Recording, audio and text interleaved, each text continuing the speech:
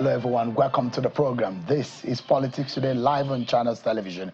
I'm Sean Okimaloye here in Abuja. Interesting times in our politics and a lot of things are happening and we need to follow up. Look, if you're not following up for you, sometimes you may not be able to catch up. So stick around with me, everyone. We're going to be having some very interesting conversations. If you lose out in a governorship primary, will you allow it to lie low and just walk away from it? So there's one man who is aggrieved, not about anyone, but about the process, and he's challenging it. Governorship primaries needs to be investigated, and the court needs to rule about it. So he's gone to court on that matter. Also, tonight, I'll be bringing to you perspectives on the Natasha Akpoti saga. Now, the Natasha Akpoti versus the Senate President, Godswill Akpabio. There seems to be a lot happening. And there is a Facebook post that has now stirred up even more controversies. Allegations that Senator Natasha Akpoti has been recruiting people to make false claims against the Senate President. And in fact, during that Facebook post, Senator Akpoti's followers and supporters say they've identified some issues there. Tonight, we'll be dissecting these issues for you. The import of that Facebook post, the issues on the matter, and what this means for our politics. Stick around with me, everyone. It's going to be a very interesting conversation. But before we get into all of that, let's check out some of your political roundup stories.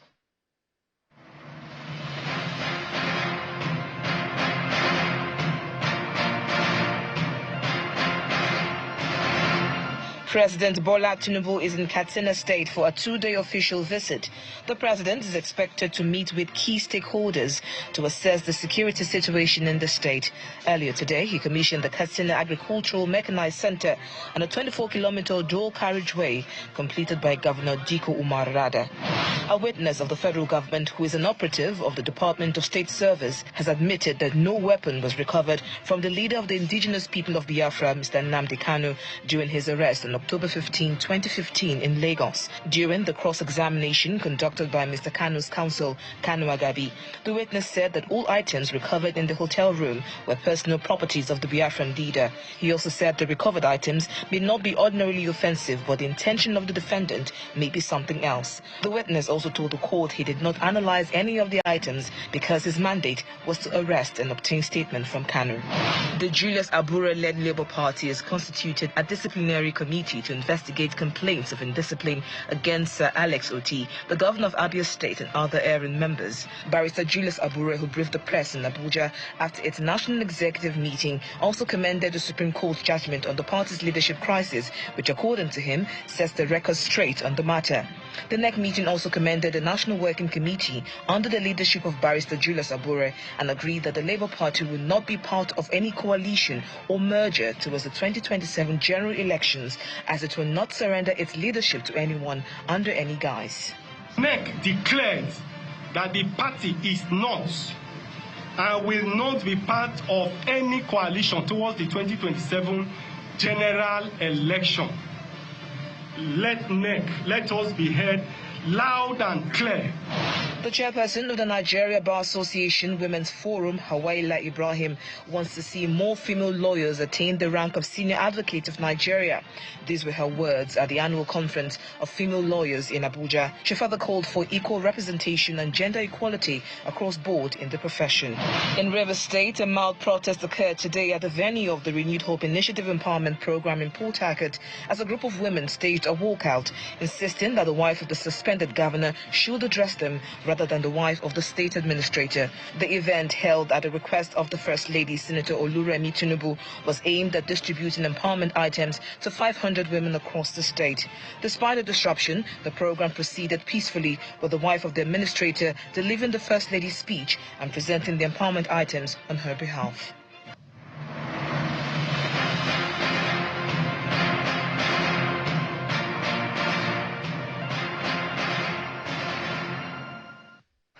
Let's begin by letting you know that it does look like the UK envoy who was visiting the Inspector General of Police left a few days ago.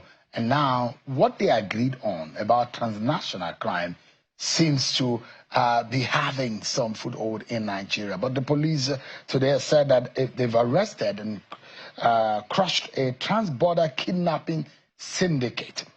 The operatives, according to them, says they successfully rescued kidnapped Ghanaian nationals in Nigeria in what they call a victory, according to the Nigerian police, against crime, particularly transnational crime.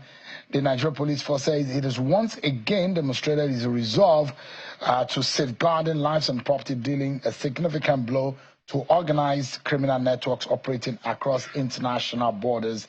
And following a report filed by the International National Central Bureau, NCB, regarding the kidnap of one Natasha Akpoti, also known Bedo, and 38-year-old Ghanaian national, the Nigerian police force, through the intelligence response team, has successfully rescued 2 kidnapped Ghanaian nationals and apprehended a key kidnapping syndicate operating across international borders.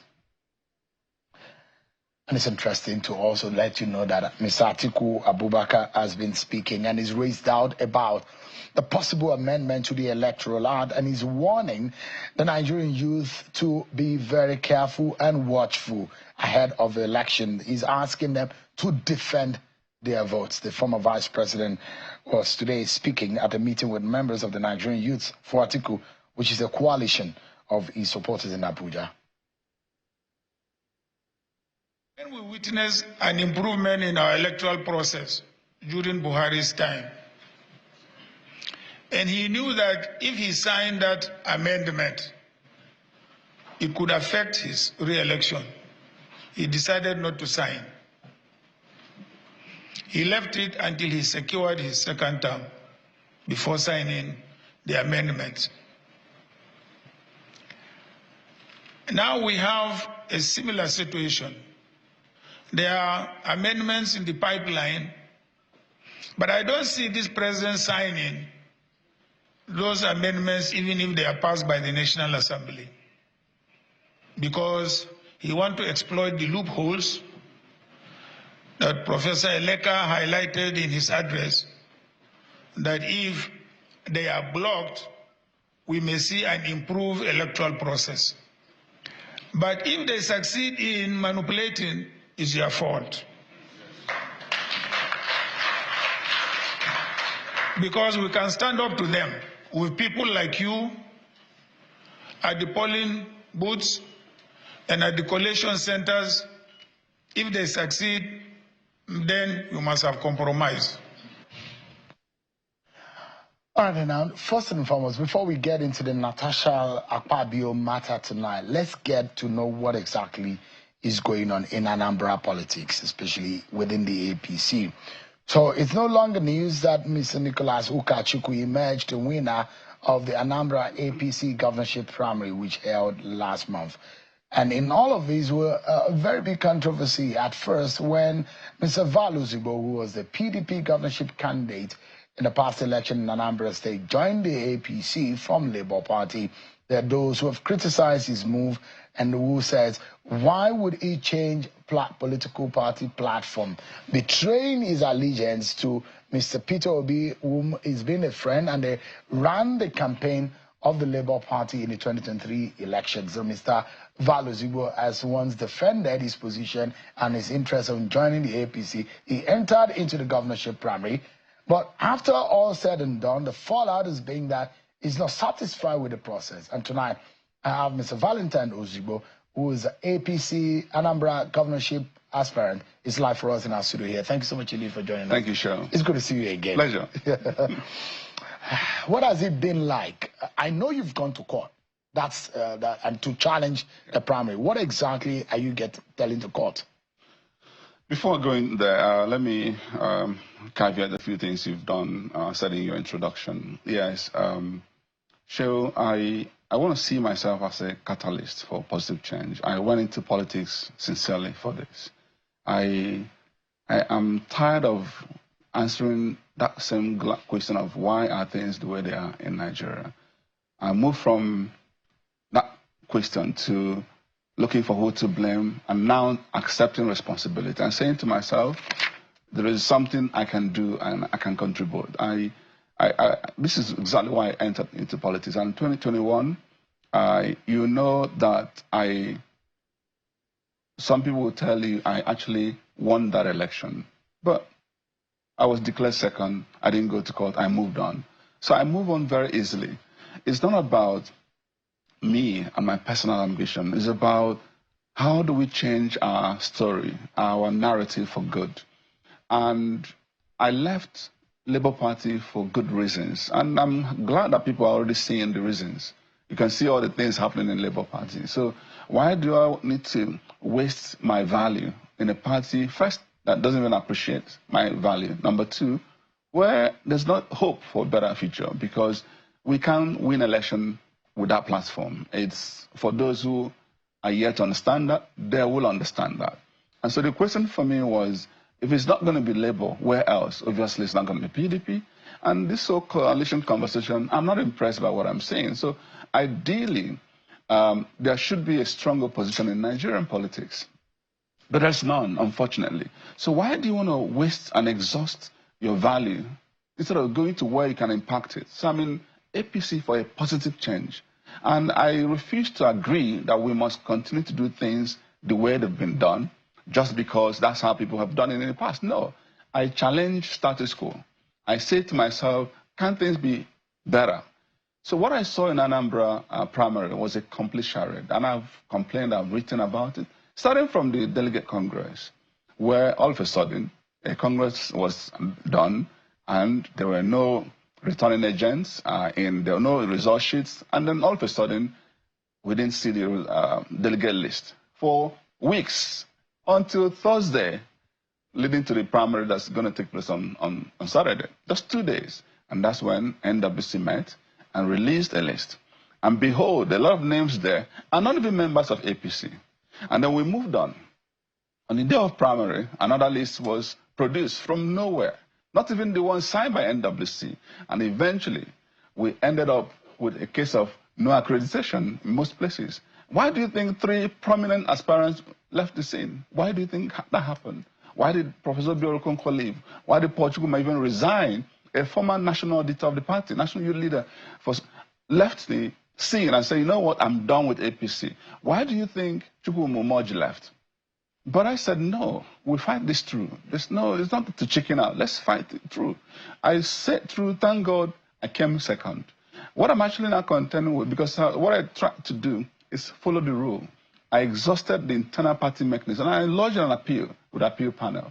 And guess what? No, they didn't sit, they didn't invite me, and no problem. So I'm done with internal battle. Now I'm in court. And what I'm even contending in court is simple. Nicholas Sukachi was not even qualified in the first instance to stand for the election. Wow. I can prove that in court. I would like to keep it silent because I want them to send their response. So I don't come here to expose my strategy. But you have an ironclad defense. I have enough reason to prove that it's not even qualified. So for those people who are watching, they should stay tuned. By grace of God, the God I serve, I will still be the candidate of APC and still go ahead to win the election. And that's what I'm contending with. And for those who also have aided Nicholas in what they did, they will eventually come to a regret because you've got to look at the character of the people you're dealing with. And I'm not here to disparage anybody, but I can tell you that over time, they will see that I'm being vindicated. For those who think I'm taking the wrong step, no. I have no regrets entering APC, right.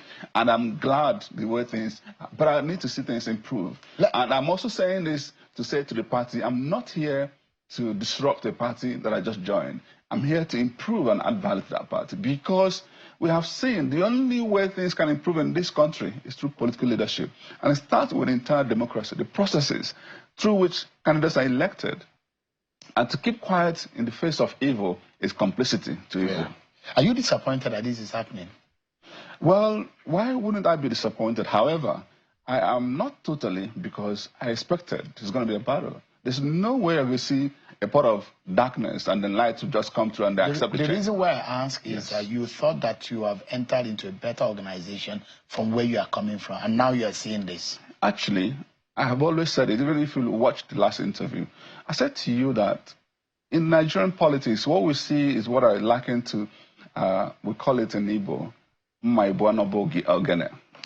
Ogena. The 2 knives that are in Ogena's house. The one that is sharp hasn't got a head. The one has head is not sharp. So which one are you going to use to cut? you're stranded. So sometimes we face that in Nigerian politics, where there's no party. And so when people criticize me, why do they go to APC? Show me the party of sense, then I'll join them. There's none. So what do you do? Go inside. Let's have critical mass of people go into APC. Now that we know this is the dominant party, let's go in there and revive APC and work together for good. And perhaps cause some disruption, internal disruption. Positive one, because there are two types of disruption. If you watch, I'm not even, if I contend, I can prove many things with APC primary. I can prove even over voting. I can prove many things, but I may end up with a scenario where APC will not have a candidate. But I don't want that. I don't want that.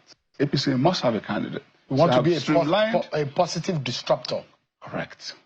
And eventually, those who are criticizing me today, back later to applaud me. All right, let me ask you, what does the law say about internal mechanism, the timeline?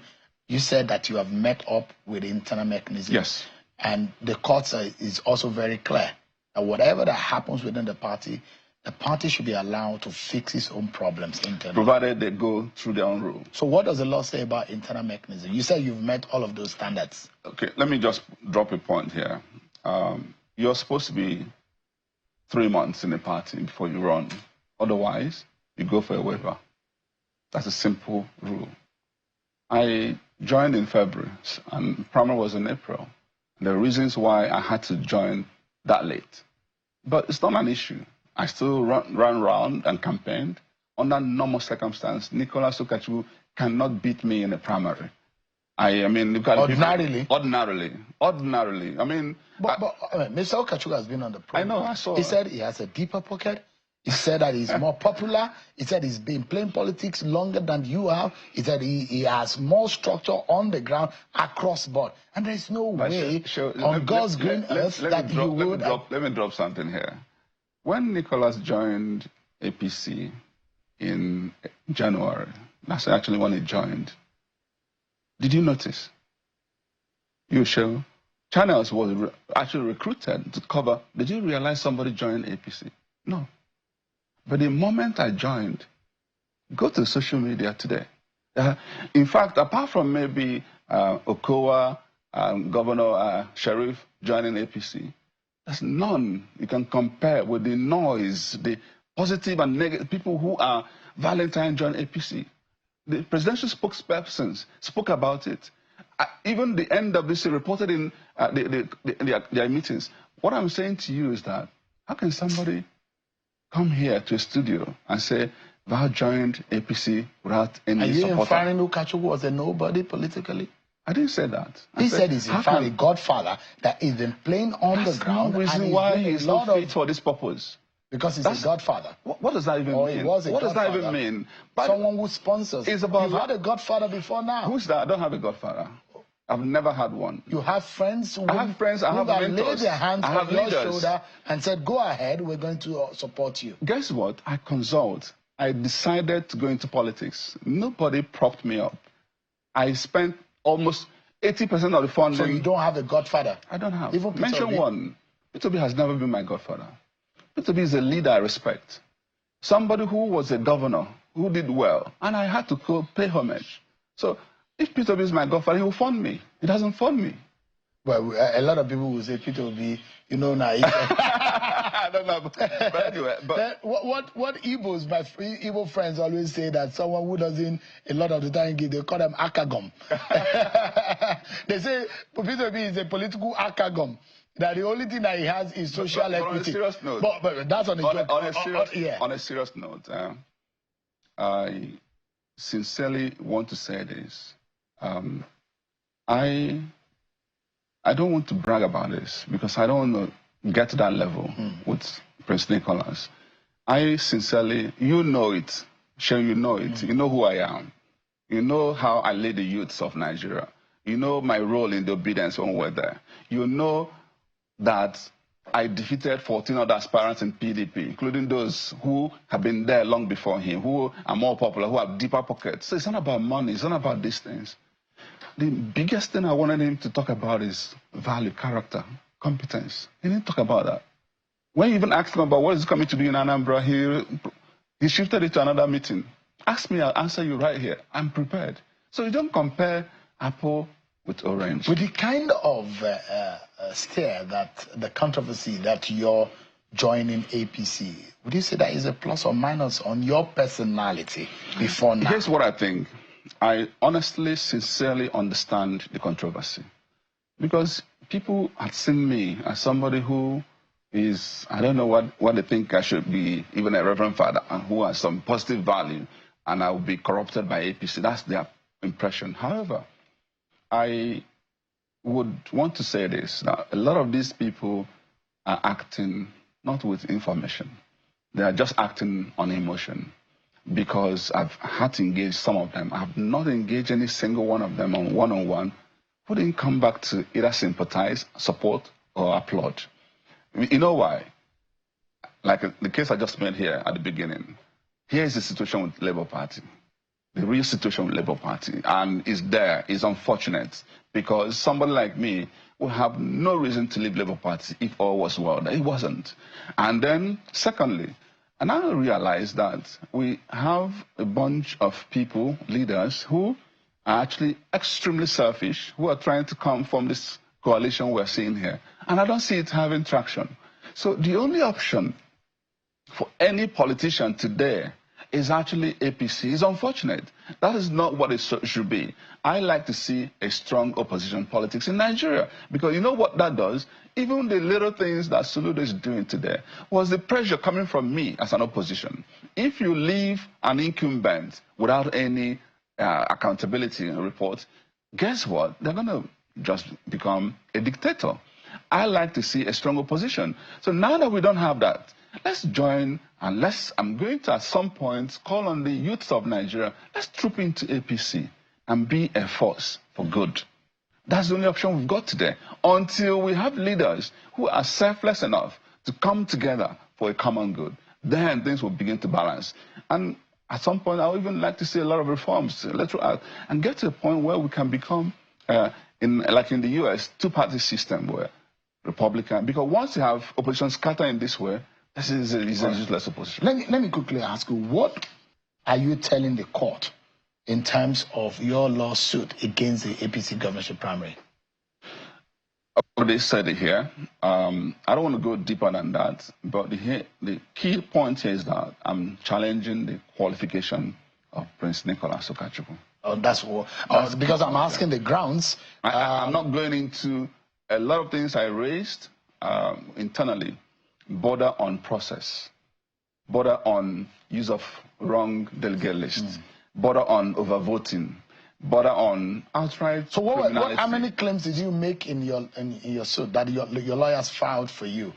How many of those cases, matters did you raise? You know, let me not go deeper. Because it's a public knowledge. It is. Since it's before the court, it's a public knowledge. So I just wanted you to let the Nigerian people know the matters that you raise, which the court is going to be centering his attention. I can challenge Nicholas based on the tenor of his membership. I joined in February. He joined in January. He is not up to 3 months. I am not up to 3 months. I went to NWC, wrote to them requesting for a waiver. They granted me a waiver. Did you get it? Yes, he did. Are you aware that he got a waiver too? No, he didn't get waiver. Are you sure? He backdated, he lied about his membership. So allow me to go to court and prove that he's doing that. Okay. Secondly, there are other issues that may eventually come up. He's been involved in a lot of things. Some even border on criminality, some border on forgery. But allow me to provide enough evidence. And we can always go back to court and add more grounds. Did you challenge the conduct of the process? I didn't. Or you're just I'm learning for what has happened in 2021. A lot of wrong things, again, was done. And this is really, really why I want us to understand it's important that people speak up when there are wrongs. Because when things go wrong, so when people call me sometimes, oh, let's have truce, why don't we have what are you talking about? Do you know what they're actually saying? Let the wrongs continue. What is the guarantee that in 4 years' time, worse things won't happen? What if the president and the leadership of the party appeal to you to step down this? Would you? On one condition first, that this thing will never repeat again in Anambra State. So we need to underscore that. I'm here to stop the wrongs from sliding. We can't keep allowing things go wrong. So Mr. President will have to let me know what the plan is so that this type of thing will not repeat again. Then we can be on the same table and talk about it. So if the leadership reach out to you, you might back down. I am somebody who is reasonable at all times. I'm not desperate. All I'm here is for a positive change. Today, APC in Anambra is almost destroyed. If you know the amount of people resigning on a daily basis, if you know, what's their sense? That Mr. President will also realize that what has happened is not in his best interest. He wants to run an election in 2027.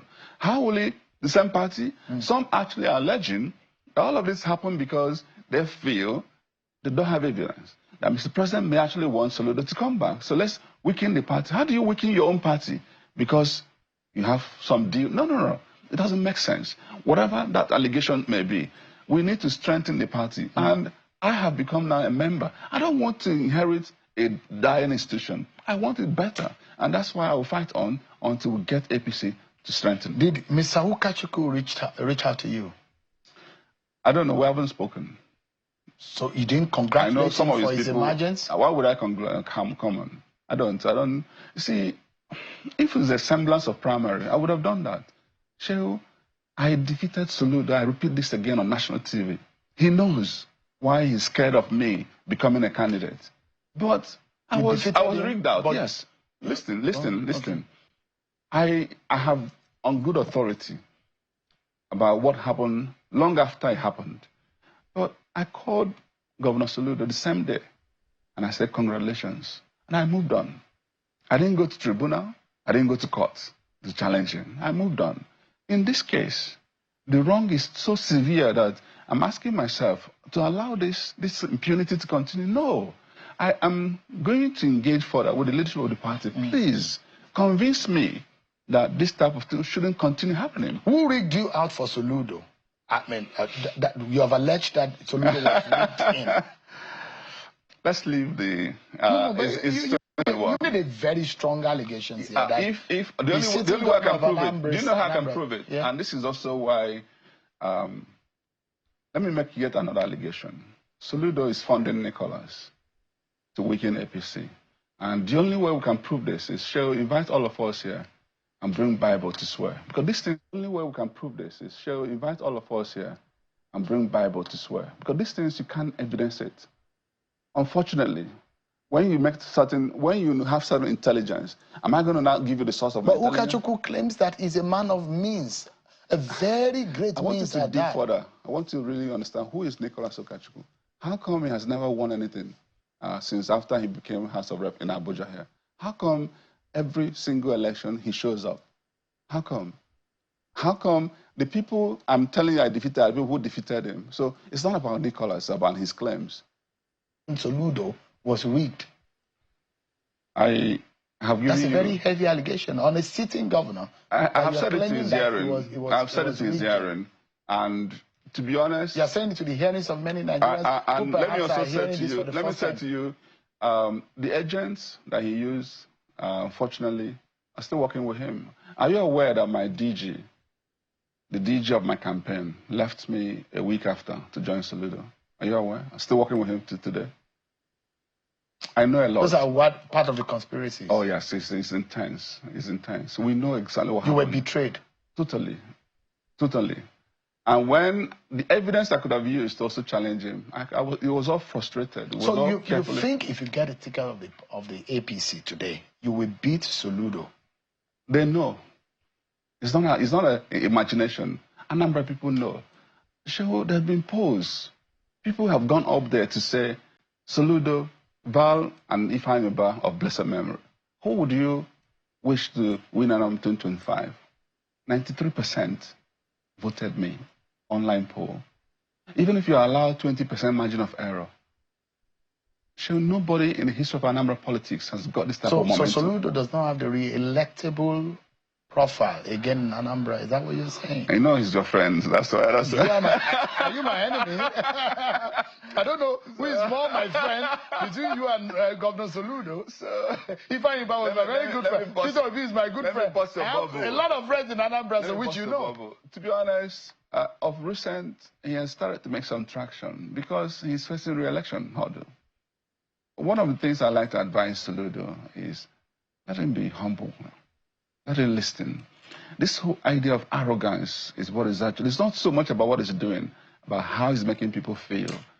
Soludo has rubbed a lot of people off negatively. And so a lot of people don't want him back. A number of people are saying, we don't want you back. Even with the Soludo solutions agenda? See, so we need to go beyond rhetorics. It's not about spoken words and all these verbose languages. It's all about how you make people feel, the impact you lay, the foundations you lay for a sustainable development. There are a few things I can bet you Soludo is doing okay. And part of it, like I say, is also because of the pressure he's facing today from people like me. Because who else has been holding Soludo accountable? What have you actually heard Nicholas, for instance, say about Soludo? Have you, I mean, when I left to join APC, you invited me here. Every other channel, a TVC, Arise, did you invite Nicholas when he joined? Did you realize he joined? No, he didn't. So here's the point. I am adding value already to APC by first bringing my crowd, my supporters, institutions that back me up into APC. And I'm also saying to APC, please, let's stop the tide. Let's improve. This is the hope of Nigerians today. Let's do the things rightly. And even if some things have been done wrongly in the past, it's not an excuse. So people have asked me, don't you know the party you joined us? I'm not here to defend the past of APC. I'm here to be someone who's going to add value to a better Nigeria and a better APC. Valentine Ozigbo, my friend. All right. Interestingly, I now see that I have friends across the sea, across the river, across. You should run for presidency. No, no. Let me keep my peace right here. This country is not the easiest to run. I know. And those people who say that politics and governance is not rocket science, I dare to say it's rocket science. To run the lives of 200 million people takes a lot of effort, takes a lot of knowledge, understanding, and takes a lot of diligence. That which... But it starts first with who you are. I beg Nigerians, stop looking at rhetorics. Dig further. Who is this guy? What kind of character? What is his past? He's dealing with people. Does he have integrity? These are the things that are important. We get it right in that regard. Running will become easy. Valentine Ozigbo, thank you so much indeed for coming. Thank you so much. Good to see you again. I wish you well in your... I'm not saying whether you win or not, but I just wish you well. That's the best way to win. I know you want me to win. I want everybody to win. In any case, even if you lose in a court, doesn't mean you have lost. Yes. You might win some other days. Yeah. You win some, you lose some. We'll take a break, everyone. But when we return, I'll be speaking with Obi Ndukwe, and it's about what Natasha Akpoti Uduaghan called about on the Facebook post by a Professor Mbeke in the United Kingdom. Well, Senator Natasha Akpoti Uduaghan has been responding. We'll let you know what she has said right here on the program. But that's going to be after we return from this break, everyone. Join us again. Thank you so much, everyone, for staying with us. So, was it yesterday, yeah? A United Kingdom-based activist, Dr. Sandra Duru, who is popularly called Professor Mbeke, had released what is now being seen as an evidence from an exclusive, according to her, a phone conversation in which she claims that the suspended lawmaker from Kogi State, representing Kogi Central, Senator Natasha Akpoti Uduaghan, lied against the Senate President Godswill Akpabio, and that she made a lot of claims, also including the fact that she allegedly attempted to induce her with 200 million naira to falsely accuse the former Akwa Ibom governor of organ harvesting. Let me allow you to listen to that online post made by the popular Professor Mbeke. and she started offering me money. The first she said she has this problem with this Senate president, and explained to me everything. She thanked me. We talked personal things, which I won't let out for now because it's her privacy, about her life, about her mom. We talked a lot. And the question I asked, Natasha, if you want me to represent you, can I know the truth? She said to me that she started dropping names, I won't mention all, that she has already paid Dr. Obi Ezekwesili. How much do I want? I made her understand it's not all about money. Just to me, why are you fighting? What is the problem? What did they do to you? She now explained to me the truth. So she explained to me, and Natasha told me bluntly, she said, babe, there was nothing like sexual harassment. I was shocked. To be honest with you guys, I broke down. Because if you check my page, I was already fighting. If you go and see the things I posted about that man, the Senate president, you'll cry for him. I was fighting. I've contacted UN agencies because I'm a member of the UN Council. I've contacted everyone. I'm the president of TUFF, the Unique Family Foundation, that has UN ECOSOC status and the rest of them in the United States. Honestly, I took the battle. Go check my page. I didn't erase anything. I left everything there. I was out to fight for Natasha. I was ready for the battle against the Senate president. So when she now started explaining things to me, in the course of the explanation, she was so relaxed. She was so calm. She opened up a lot of things to me. Our conversation wasn't just one or two, which the security agencies have already verified. And she was bold enough to tell me that she has paid Dr. Obi Ezekwesili, that she recruited Dr. Obi Ezekwesili, that's not a big deal, I can do it. I said, did you tell Dr. Obi that these things are not true? She said, they know. Heavy allegations there are words against that of Senator Natasha Akpoti, but there are a lot more which is said on that Facebook outing that she made, including how she was said to be induced to say that there was an organ transplant or harvesting ordeal involving allegedly the Senate president. But here is what the Kogi senator has replied based on those claims. And she has officially responded. She said, quote, I have carefully watched a live stream which was done by one Sandra C. Duro on Facebook on May 1st, 2025. The content of the live stream, including the voice effect credited to me, are entirely untrue and most manipulated to serve Sandra Duro's ulterior motive of playing the script of Senator Godswill Akpabio. To the best of my knowledge, those words I use are false and did not emanate from the natural cause of any contact involving me. It was from recent research that I've also found out that the person who now represents herself as Duru is the same person who operated as Professor Mbeke on Facebook. In the nearest of time, I will respond to the unfounded allegations made therein. Senator Natasha Akpoti Uduaghan. That is perhaps the very first response coming from the senator since that Facebook post emerged. Let's get some perspective. I did reach out to Senator Akpoti Uduaghan on this matter, but according to her, she said she's denied every wrongdoing and no connection to Professor Mbeke, and whatever Professor Mbeke said on that Facebook post are false, and that she may not be able to have a representation tonight on the program. But let's get perspectives to the matter. I'm being joined by Ms. Obi Ndukwe, who is the President Citizens Quest for Truth Initiative. She's live for us here in the program. Thank you so much. Thank you, Sheil. Thank you. What is your own summary or your analysis? How would you summarize your perspective on what is going on, especially the emergence of that Facebook post from Professor Mbeke? Well, obviously, I'm sure many people were not expecting that, because considering the time, like between when those allegations against Senator Akpabio, were made, and then somehow it looked like, I mean, there was nobody to speak on his behalf. I mean, there was nobody to verify those claims and all that. So suddenly somebody now, shows up and says, I have a contact with Natasha. I was actually on her side. I was supporting her. And I can provide the evidence that we actually spoke and all that. I think after the first post she made and all that, Natasha also claimed that she didn't know her. And then, of course, she came up with the evidence they actually took. There was a phone conversation. It was aired as evidence, and then amongst others.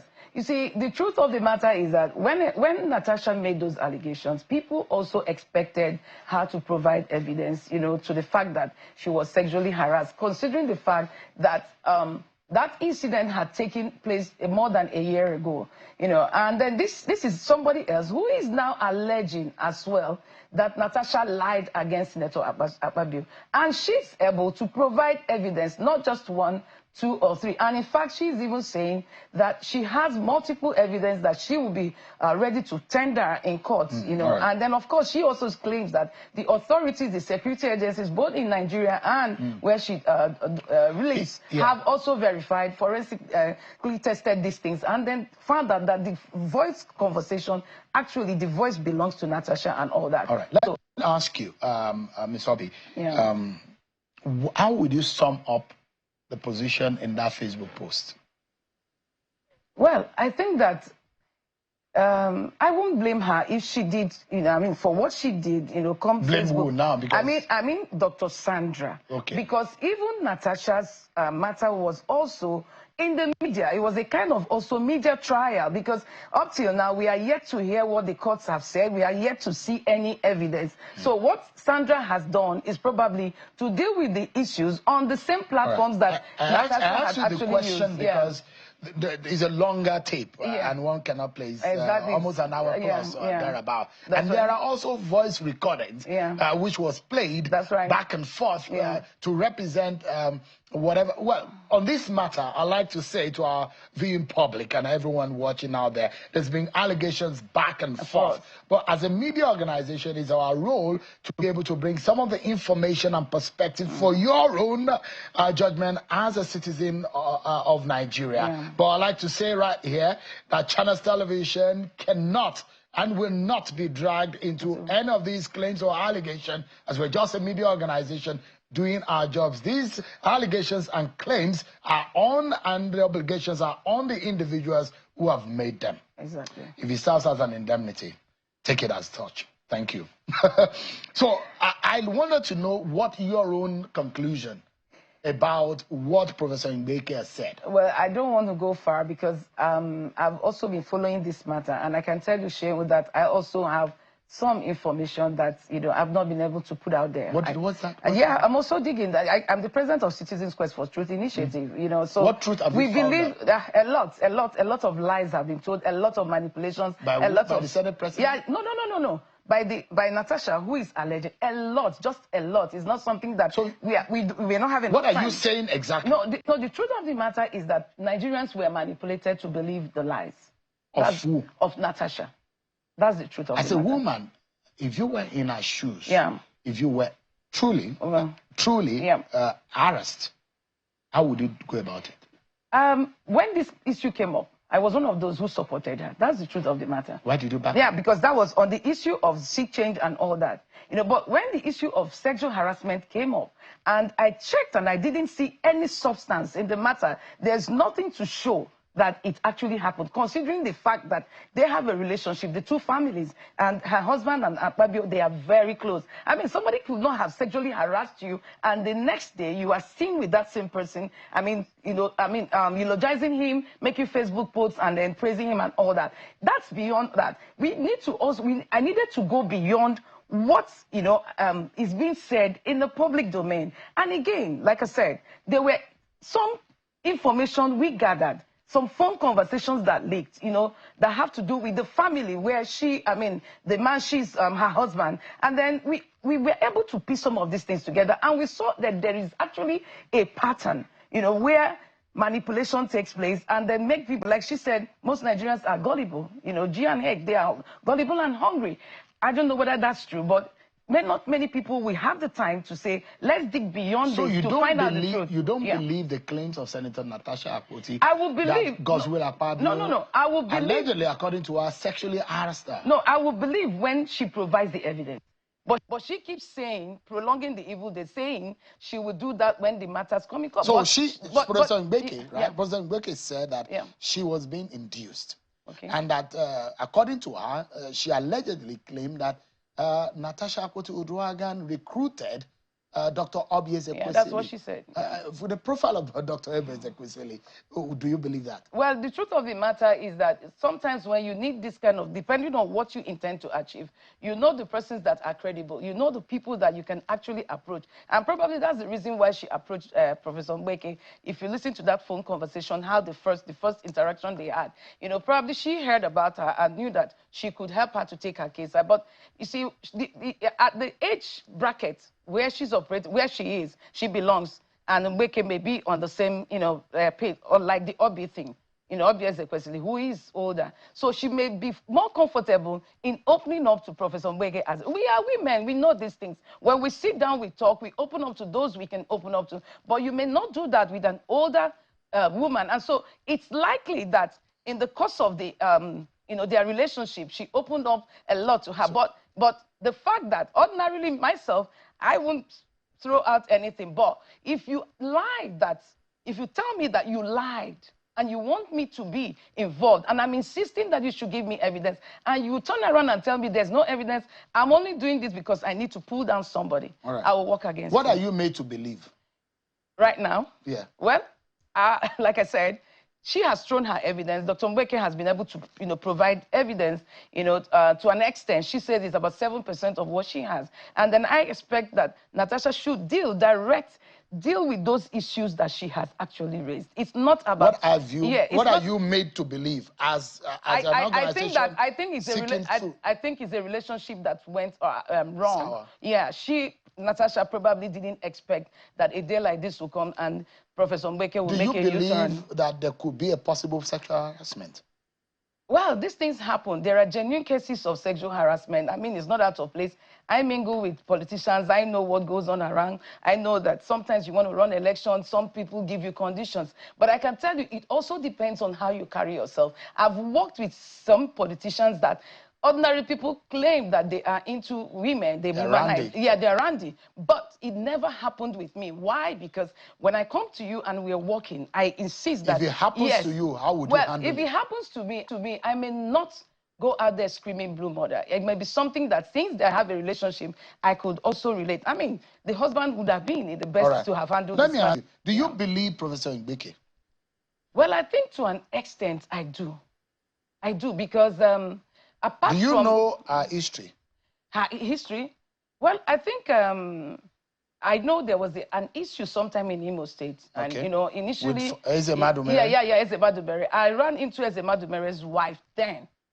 You know, and then she told me... Does that call to question the personality no, of Professor Mbeki? I won't do that, because, you see, once you come out with the truth, if you're not careful, you'll be blackmailed. You know, those who have what it takes. So it's only for you to fight on until you get, and that's what we're saying. So prove your case. Let me show you this. Okay. At some point in the video, where she raised her phone, there were some call logs. And you could see there, saved on the call logs, the latest call on her phone said Senate President.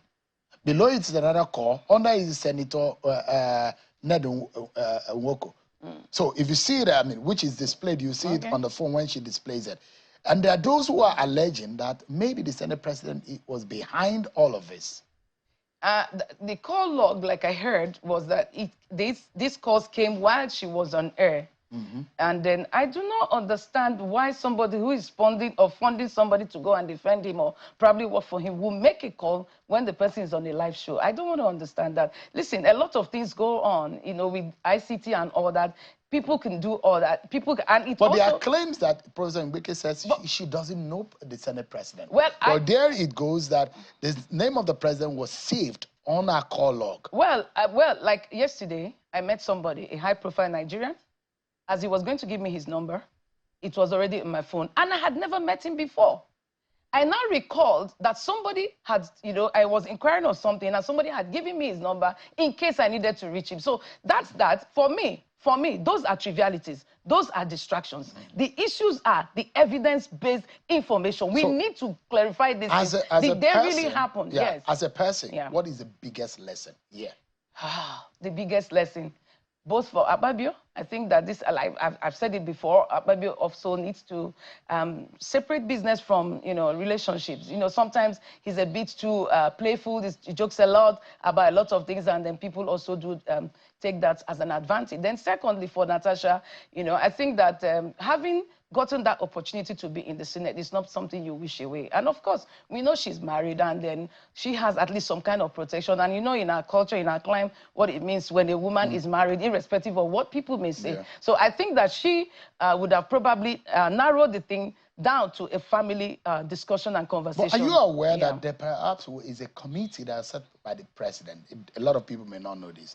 That we understand that purportedly that the vice president is supposed to head the panel, where you had the NSA, the Attorney General of the Federal. You are aware? Yes, I'm aware. And that the Senate president pulled out of it. Well, I don't know the reason, but I suspect that if you're accused and you know you didn't do it, why would you want to go in for a reconciliatory meeting? Except the person who has accused you decides to come to you and say, look, we need to mend fences. So you think Senator Natasha Akpoti... I believe that's probably his reason. I don't know. You think Senator Natasha is lying? I've said it before.